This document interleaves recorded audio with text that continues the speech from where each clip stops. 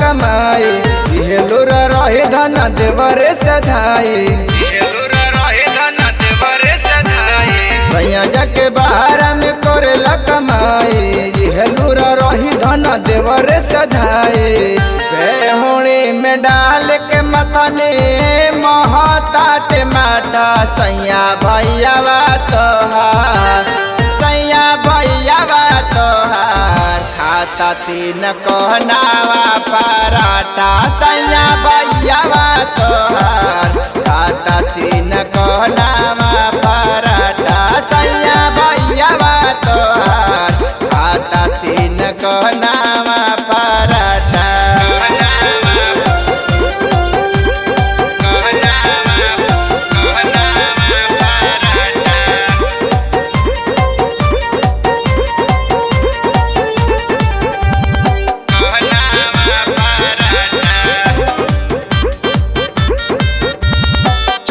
जवानी एकर सादे कद सेट हो कदे को करम जदि करब तू लेट हो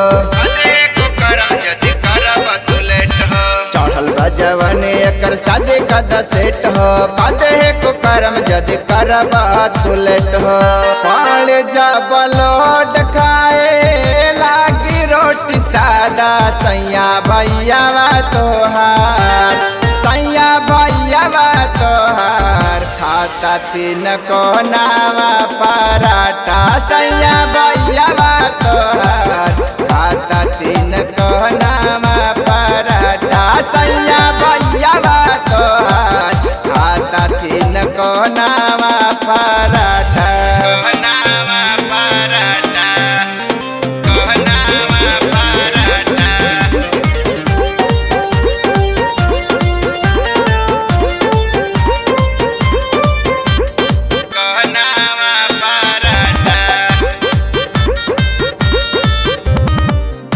के भौजी बुझ मोर परेशानी तोहे लोग चलत कुंवर अभिमानी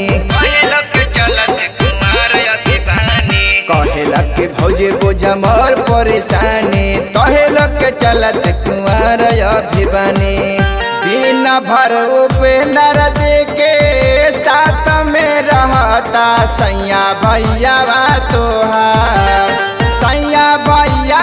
तोहार खाता तीन कोहनावा पराठा सैया भैया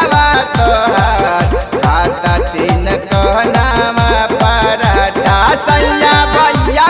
तोहार खाता तीन कोहनावा पराठा।